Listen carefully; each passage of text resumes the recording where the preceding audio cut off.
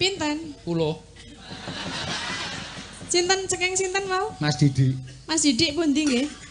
Tak genahke 10.000 tenan apa piye? 10 kok iki kok ngurangi sini-sini aku to, Din.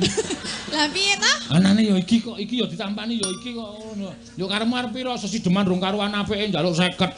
Lah ora nek saking kono nek 50 nek ya digake 50 kok 10. Lah iki ming 10 iki ning cacahe 5. Iki ming kari loro, sing telu dimplep iki. Oh kari telu nyo. Engko hitunganmu karo iki. Wah nek karo niku anu engko geseh. Geseh piye ora. Engko ngrebuk. Ditangani sik nek arep anu nyo 30 lumayan bangane nyolong. Sing 20 balekke lho, Nduk. Oh alah kok ya le memelas men. Sinden bendina nyinden kok 30 ditampani. Ya men bangane dalange 50 ya ditampani kok. Endi? Ndek kancane aduh kebur Pak, kebur. Endi ra ono sing diteketan ning kene. Lah pira? Atusan. Gila iki cenanangan iki. Aja dibalekke, Pak. Aja dibalekke apa wedi karo aku. Semelang wong wani nyolong dite dalang iki gedhe walate. Aku nek nang ngisor tok anggap kanca ra apa-apa nek nganggo sandangan Jawane jangan macem-macem. Lah pripun? Kaya kowe kurang ajar karo aku, aksotke ya mandi tenan. Ngesotke kaya dewa. Kaya dewa. Dewa iki ra gedhe tur dawa. Lah ning jenengan apa? Dewi. Dewi iki apa?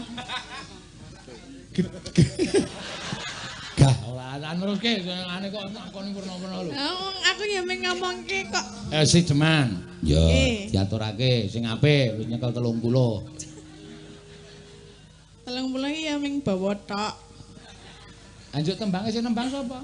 Ya tambahi. Nya, aku ki wong dalang ora tipis. Nya. Pira sik? 50. Oke. Aku ki lamur iye. Wong cetol 50 ngene kok pira sik?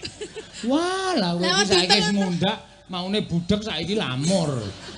Kan dintel-entel cilik ngono lho, mbok dijereng ngono. Yo, Jek. Wah, dijembeng.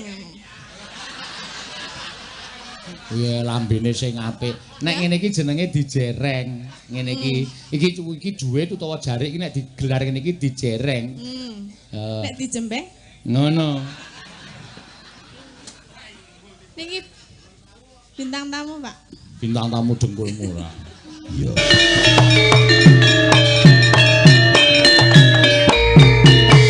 Kan iki nganti wis anak-anak. Lho. Wis putra. Wis sindenku sing urung anak-anak iki ming sing pojok dhewe kae no. Oh. Kae urung anak-anak macan. Oh iya.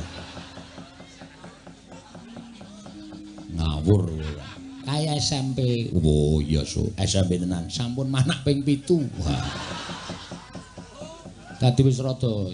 Heeh, eta. Iya. Ya mangga.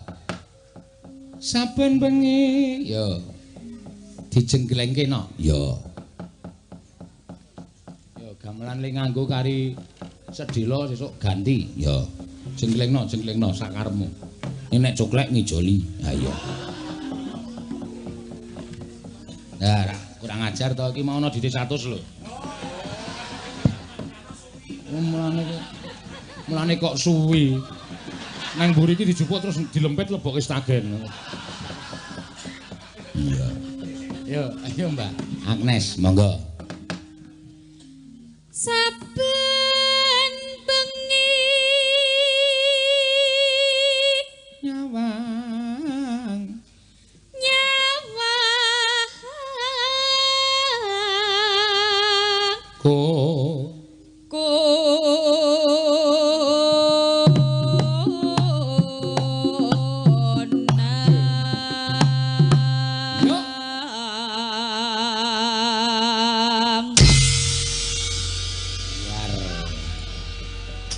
sing jenenge jenggleng ki ya ngene iki. Ya.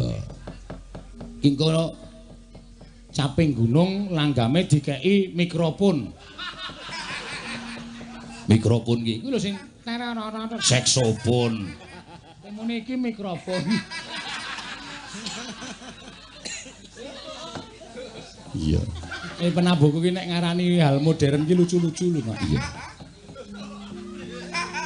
Mikrofone digawa to? Digawa. Ya jajare Mbak Orisa.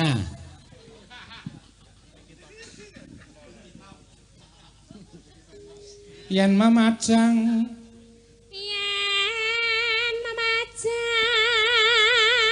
mesti lho, kowe iki tak omongi bola-bali, mik ki nang ngarep lambe ora nang ngisor lambe. Ah, ngono. Nggih. Nang kene iki jane sing tanggo ganjel ki apa? Medun terus ya, Pak. Hah? Medun terus. Jan. Yen mamajang mangkara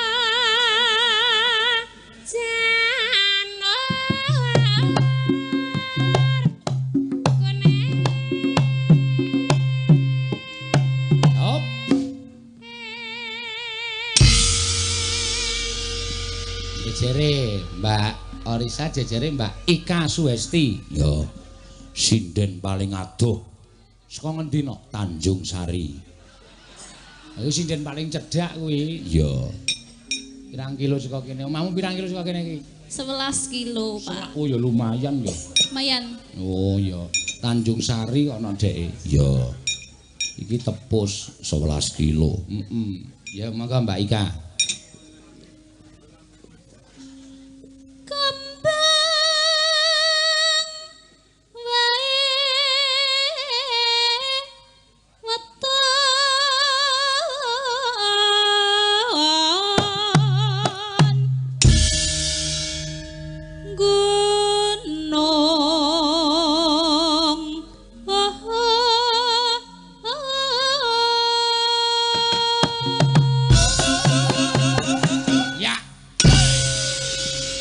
Suarane bantas. Nek golek sinden ki aja keliya, pokoke sing saka Gunung Kidul, suarane apik-apik no. Iya. Top tenan, luar biasa. Mbiyen sinden legendaris sing asmane Bu Candra Lukita kuwi asale ya saka kene. Iya ya, Mak. Iya saka Gunung Kidul.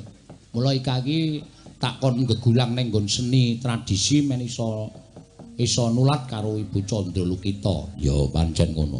Kene iki bayi metu saka weteng cenger iki ora nangis langsung caping gunung kok. Oh.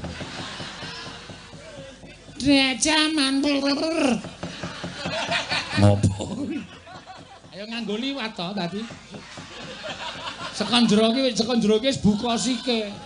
Karo ngeden ki wis buka, bayike ning jero ki wis jaman.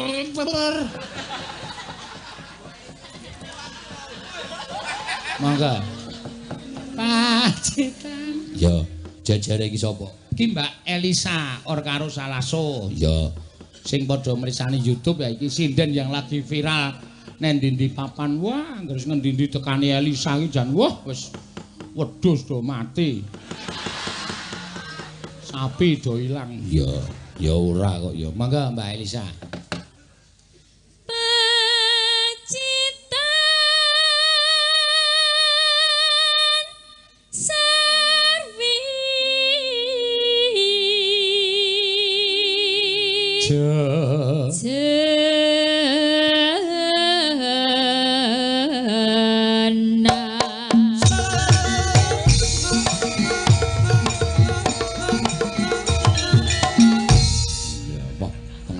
Jaipong.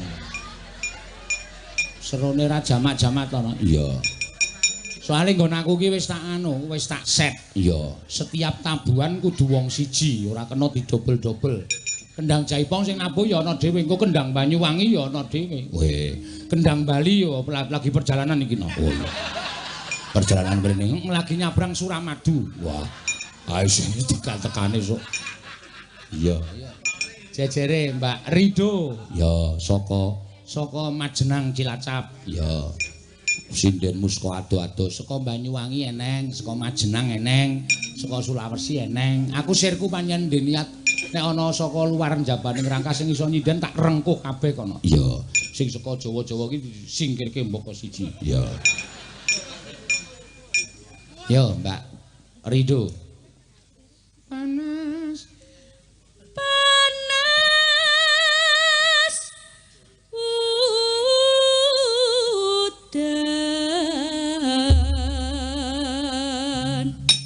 nganggo cangkrimak parian. Ya, Mbak Agnes. Bersih telaga lho, ora bersih desa. Jane padha wae ning ki mau panitia muni bersih telaga. Menawi cara mriki naminipun bersih telaga. Oh nggih. Ya. Dusune Mblekonang. Ha iki. Ayo, dusune Mblekonang. Yo, angel. Yo. Anake lanang. Anake lanang Njaluk mimi susu. njaluk mimi susu. Kurang ajar. Kok kurang ajar wong bocah iki? Bocah iki njaluk mie mboke wis lumrah kok kurang ajar. Ha bapake? Meneh. Ya, terus Warga dusun Blekonang. Mugi tansah bersatu. Amin. Ya, ayo jajare Mbak Orisa, Blekonang. Do dipikir tekan kono kae do dipikir Blekonang. Siji sing aku ora seneng, kuwi anggere ana sing muni tuku kotang tak ajar. Malah aku dhewe. Ayo gawe. Ayo Mangan walang. Walang apik. Enak banget. Enak banget. Mugi warga Blekonang saya rumaket. Ya, jejere Mbak Ika. Tuku gelang. Loro cacahe. Mugi warga Blekonang. Sae. Sae piye? Sae panene. Sae panene. Ya, kalang jirine dhewe-dhewe ya. Ayo. Nek Orisa mau bangsa tuku walang mergo Orisa iki lagi munggah panggung wis memangan. Ya. Soale dhek seneng mangan. Ya nek Ika iki piyayine seneng nyelengi dienggo gawe tuku mas-masan. Mula tuku gelang. Ya, wah jan ya sinden tenan anggere wis muni nyinden ngono kuwi wotengen gelang. Ya. Ali-ali kene papat. Wah, anggere tuku apa-apa. Niki pinten, Bu? Niki pinten sedaya? Ngene arep pamer ali-aline. Aduh, jan apik banget krimbing. Ning pamer bakule, ndalah bakule sugih untune Mas 900 iki.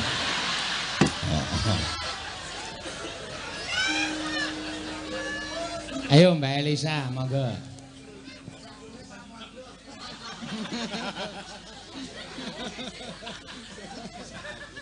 Ya.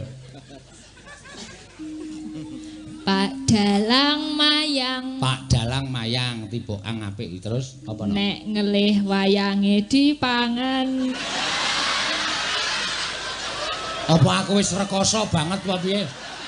Ning arep golek lawuhe kok ngethoki buta cakil. Terus artine apa? Ora apa-apa. Mugi warga Blekonang pinaringan kamulyan. Amin. Jejere Mbak Rido. Ya. Aku menang. Kok sok tutuk nomor apa? Tanding bal-balan. Terus Mugi warga Blekonang. iya, warga Blekonang tambah beriman. Jejere Mbak Tatin. Ya. Ya Tin. Sing ngendang galak tenan. Terus Mugi warga Blekonang tansah lumintu karaharja. Bagus. Wah, jan cerdas. Ayo jejere Mbak Ayu. Ya.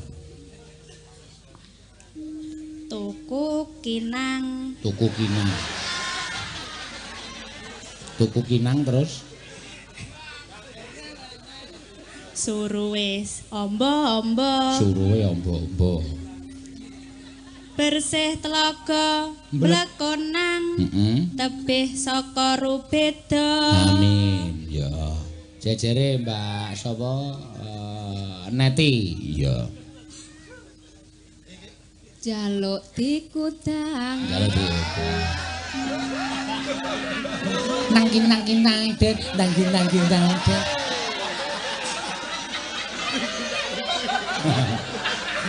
Cendol dawet 500-an. Nang kintang. Tegese piye tegese? Wayah wengi. Ana awan galak. Terus bersih telaga blekonang. Mugi tansah lestari. Jejere Mbak Wayu, iki angel lho, tiboang iki saya entek. Saya judeg. Iya.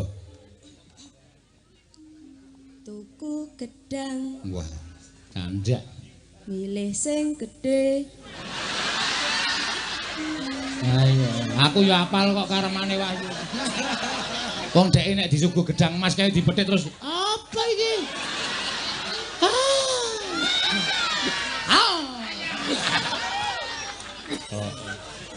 Yo, nek iki ra mantep. Kagem warga Blekonang. Mugi kinayuh panjangkane. Ayo Bu Pras terakhir. Ya. Iki gugong. Sing sepuh dhewe dinggugong. Ngabulke dongane para bocah-bocah iki.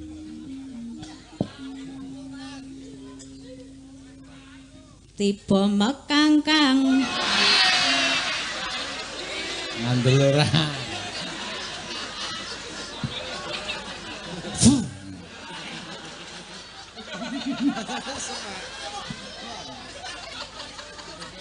Tiba mekangkang iki nek umume suarane mak bluk ngono kok kowe Prastiwi tiba kok suarane mak.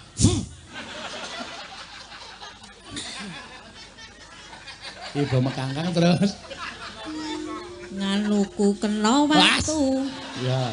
Sikil. Sikile kena watu. Sikilku. Ya. Mugi warga Blekonang. Saya bersatu. Matur sembah nuwun. Panasutan. Terusé sapa iki mau? Mbak Tatin. Ya, Mbak Tatin. Panas udan panas aling-aling caping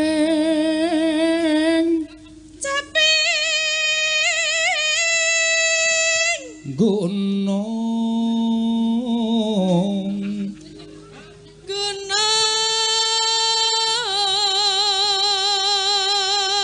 kanca-kanca penabuh yo ya misowa caping gunung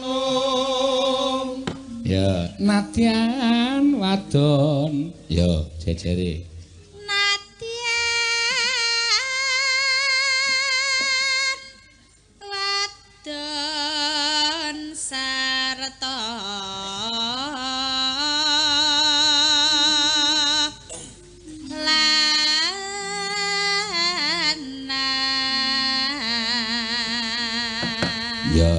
inumane ben rata neti muni inumane terus Wahyu banyu bening ranggame Prastiwi tibake Prastiwi soalé iki nek caping gunung kudu Prastiwi oh medeni no ya ana huru hara terus ya inumane banyu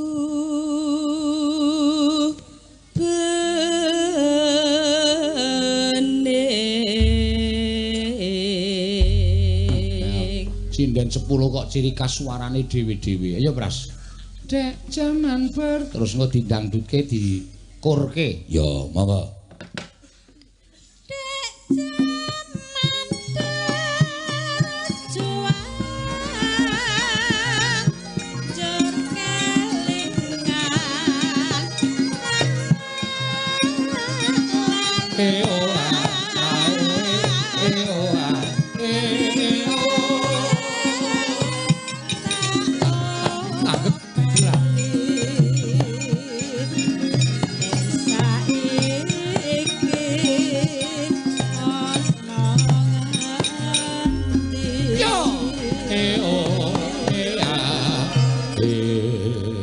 yo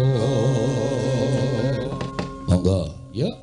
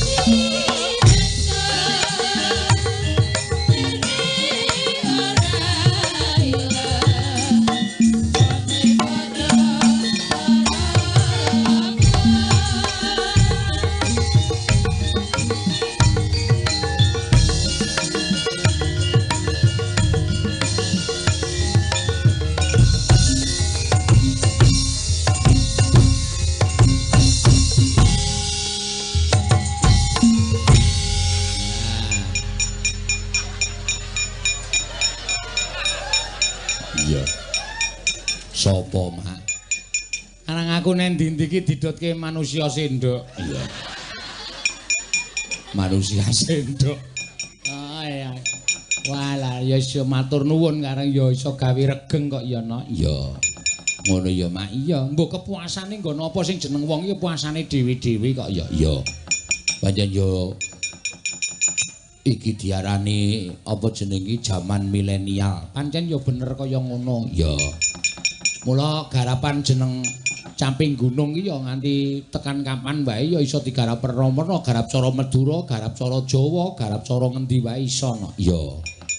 Tembang-tembang ya saya ngrembaka, saya pirang-pirang Sing Piyayi aja ora pantang nembangke gagrag Banyuwangi, gagrag Banyumas. Sing Piyayi kono ya seneng karo gagrag Ngayuja. Lah iki bersatunya Indonesia ning kene iki. Ya. Mula budaya kuwi ya dadi tali ingkang kenceng tumraping Negara Kesatuan Republik Indonesia ya nak. Ya pancen bener ngono ya mak ya. Nganti tekan jaman apa wae iki wayang wis saya ngrembaka. Pendak-pendak iso disiarke streaming secara langsung. Penontonku wayang streaming iki lebih dari 20.000 penonton seluruh dunia no. Iya ya mak iya. Kuwi saya dadi pengarep-arep nek kabudayan iki pancen saiki bakal ngrembaka. Saiki akeh sing padha joget ning tempat umum kaya Bala Wanara kae sing viral ning streaming kuwi. Ayo kanca-kanca seni adik-adikku sing padha joget ning Titik Nol Yuja, ning Pasar Kunilen Wonosari. Ya. Pancen saiki budaya ngrembaka, budaya. Ngrembaka mula rasa kuwatir tekan jaman apa wae wayang iki tetep ana di hati penggemar awake dhewe. Ya, ngono ya mak iya. Tekan jaman 2200 luwih. Wis tekan jaman 2500 ana isih ana dalang isih ning wong nanggap wayang. Percaya aku to? Ya. Pokoke sekitar 2500 pira sak ngisore sithik iki tetep akeh wong sing do nanggap wayang. Iya. Taun 2500 sak ngisore sithik. Iya. Arep sok taun 2030 sak ngisore sithik wong nunggang mobil rasa nganggo disopiri di nganggo remote wis tekan ngomah ki wayang tetep ngrembaka. Taun pira? 2030 sak ngisore sithik. Sok taun 2021 kuwi wong lairke metu udel. Apa iya? Sak ngisore sithik. Tak tonyo modar kowe ora. Senengane ngomong kok sak penake dhewe. Ya. Ki eneng sing nyuwun lagu Sideman Piyayi loro. Sing ngersake sing nyekar Mbak Tatin Lestari Andayani. Ayo jumeneng, Mbak. Ya. Monggo Mbak Tatin. Jakete dicopot. Ah. Ora jaket kuwi serbet. Sinden anggere muni ning tlatah tepus utawa ning ngendi mesti sangu. Apa? Taplak meja. Heeh. Mergo ya angine gedhe tenan kok. Ya, Mbak Tatin Lestari iki ana sing nyuwun ki mau layange. Ya. Wilujeng dalu bucange kula didik saking Winangun Purwodadi nyuwun gending sesideman ingkang nyekar Mbak Tatin matur suwun. Yes. Penggemaripun bucange. Ya. Tulisan rok. Ana ditenya. Pinten? 10. Sinten cekeng sinten mau? Mas Didi. Mas Didik pundi nggih? Tak genahke 10.000 tenan apa piye? 10 kok iki kok ngurangi sini-sini aku to, Tin. Lah piye ta? Anane ya iki kok iki ya ditampani ya iki kok ngono. Ya karemu arep pira sesideman rong karuan apike njaluk 50. Lah ora nek saking kono nek 50 rak ya digake 50 kok 10. Lah iki ming 10 ki ning cacahe 5. Ki ming kari loro, sing telu dimplep iki. Kok kari telu nya. Engko hitunganmu karo iki. Wah nek karo niku anu engko geseh. Geseh piye ora. Engko ngrebuk. Ditapani sik nek arep anu nya 30 lumayan bangane nyolong. Sing 20 balekke lho, Nduk. Oh alah kaya le memelas men. Sinden bendina nyinden kok 30 ditampani. Ya men bangane dalange 50 ya ditampani kok. Endi? Ndek kancane aduh kebur Pak, kebur. Endi ra ono sing diteketan ning kene. Lah pira? Atusan. Gila iki cenanangan iki. Aja dibalekke, Pak. Aja dibalekke apa wedi karo aku e.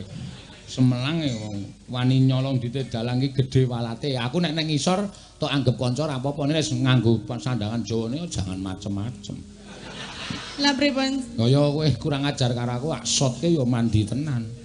Ngesotke kaya dewa. Kaya dewa. Dewa ki rak gedhe tur dawa. Lah ning jenengan apa? Dewi. Dewi ki apa? Gah ora neruske ane kok ngakoni purna-purna lho. Aku ya mung ngomongke kok. Sideman. Ya, diaturake sing apik wis nyekel 30. 30 iki ya mung bawa tok. Anjuk tembange sing nembang sapa? Ya tambahi. Nya, aku ki wong dalang ora tipis. Ya. Piro sik? 50. Oke. Aku ki lamur iye. Wong cetha 50 ngene kok piro sik? Wah, lah kowe iki saiki wis mundhak, maune budhek saiki lamur. Kan dintel-entel cilik ngono lho, mbok dijereng ngono. Yo, Jek. Coba dijembeng ngono. Ya lambene sing apik. Nek ngene iki jenenge dijereng. Ngene iki duit utawa jarik iki nek digelar ngene iki dijereng. Nek dijembeng? Ngono. Niki bintang tamu, Pak. Bintang tamu dengkulmu ora. Iya, seksi konsumsi nek ora ana seksi konsumsi megap-megap kowe. Sewengi tanpa dinayi apa-apa. Iya. Ya sesi deman.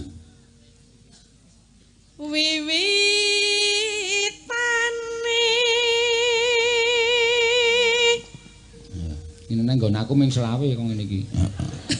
Koken berarti. Kokean. Ya dibalekke. Ha kene. Kok ngenaku?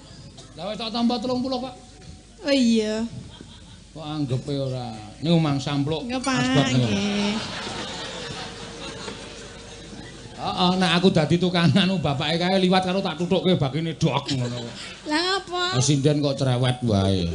Iya. Ajeng liwat meleh mboten, Pak? Liwat mangke. Oh nggih. Anderek sang beke pria bagus kang olah budaya. Tak tambahi nek iso. Pripun? Kang olah budaya. Angel nek kuwi. Ora iso. Oh ngono kok njaluk 50. Wong 50 ora metu kok 50. Ora dikapak-kapakke kon metu. Terus njaluk dikapakke. Hei. Njaluk dikapakke. Kowe iki nyeluk dalang kok. Anggepe apa wae. Pak, apa piye ngono? Ngono. Anggepe aku kancamu dolan apa piye? Dolanane rung tau kok kanca dolan. Kan di mau ya. Sawan menyang. Nganti wis kondang to nek kowe iki sinden budhek. Anjenengan iku sing marai ya. Ayo nganti penontone ana sing muni ae ngono kuwi. Mergo wis nganti bendina ngetutke bapak ana mau nganti diduduhke aku tin. Download wayangane awake dhewe nganti 400 pira ana downloadan ning HP iki bendina nonton aku ya sampeyan mboten mboten jeleh aku ya. Mboten ngono. Ya ngerti kowe ae mesti takon aku Pak sing sindan ae nika napa nika. Ha nika lagi dandan nika napa bengesan nika niku budhek nika ayu ning budhek kan. Ya ora yang ngomong dalange. Ya teruske. Nggih. Sesi deman. Nggih. Sing apik. Ada. Nek yang satu yang kedua saya bisa. Yang ketiga ya saya juga boleh omong ya cetak. Enggak. Cuma kamu nampaknya kupingnya agak kotor. Iya. Sesi deman. Nggih, sesi deman. Diteruske. Nggih. Engko diterus dilanggamke terus lebokke dangdut. Siap. Sing apik iki. Hah? Hei meneh. Anjenengan cetok gak aku. Cetha wae kok. Mau ngomeni piye? Saiki coba sapa salah siji. Nyekel mic ik. Kowe mau nembang apa ik? Saping gunung, Pak. Saping gunung. Terus wis apik le nembang ya? Sae. Oh ya wis. Krungu ta? P ora sae wong apik kok Piye? Jenengan wis apik ngono ta? Heeh. Kok Ika le jawab sae. Ayo Ika iki basa karo aku kok ngajeni karo dalang ora kowe ngundal. Nek aku kan menekankan. Menekankan rasa ditekan. Ora ditekan ya piye? Yo. Wis ngene. Pak. Pak. Apa? Nek omongnya jelas to. Iki mau aku ya jelas aku ngene. Aku muni diteruske ngono omong karo awakku dhewe kok kowe wong kok nyaute kok aku kanu sinyalmu iki terlalu tajem. sowan menyang ayo kutha ayo sakmono sowan menyang kutha gedhe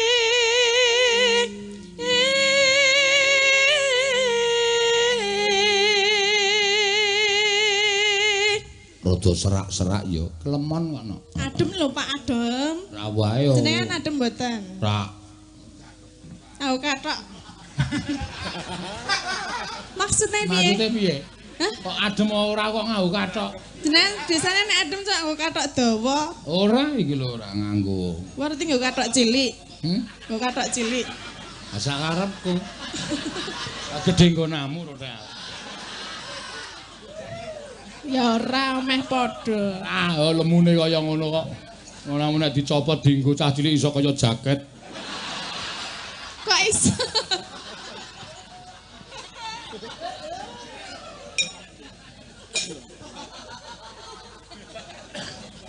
wis ati yo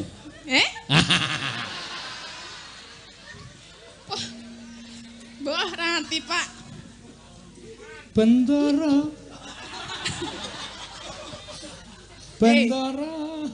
aku yang ninting terus aja parjo iya kowe nek takon muni sepiro aja mesti dek semene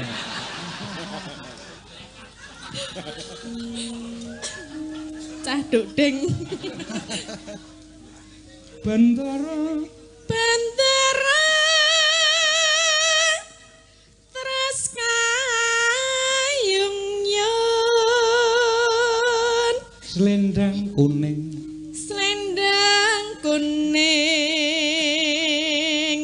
kang saking wukir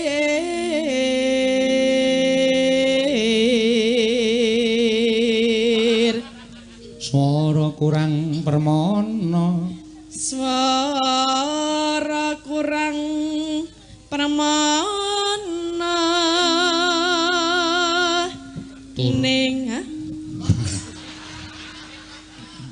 ning motor ning kok monitor aku ki arep ngomong dhewe kok iki ning wasis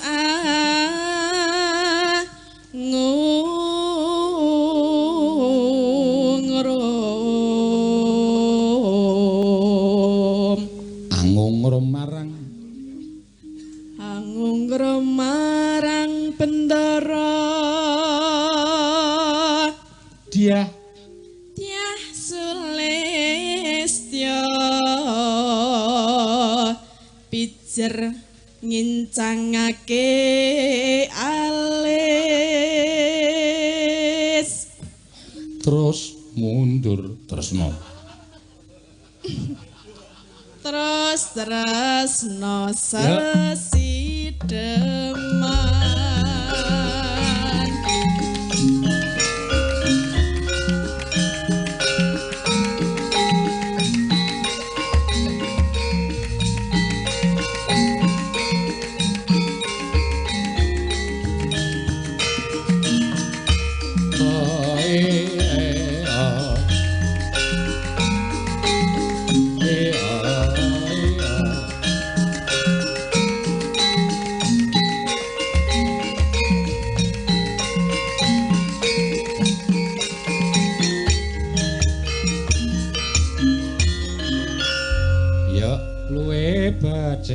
Patenono monggo luweh becik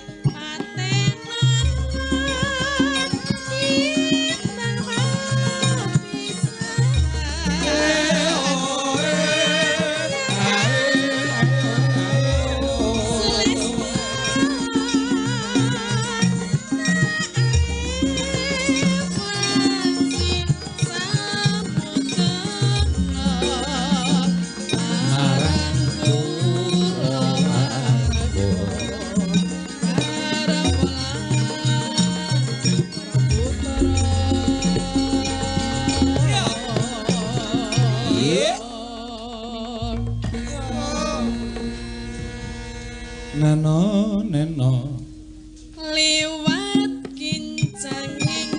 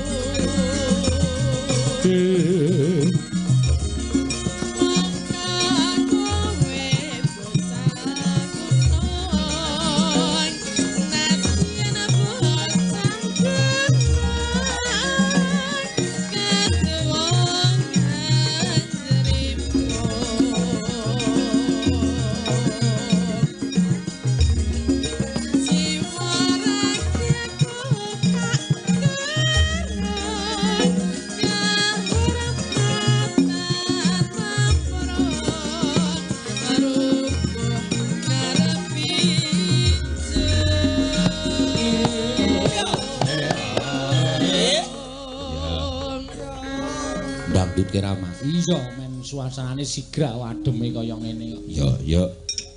Urip ana bukti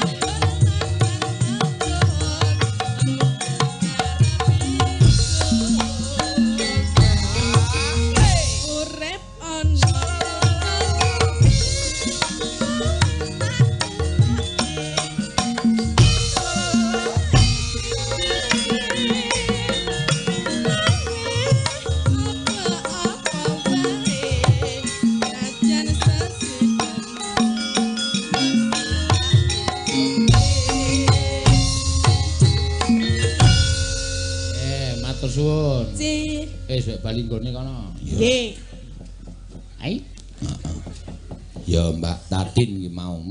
Ki mau nglakon naturi sesideman. Ya.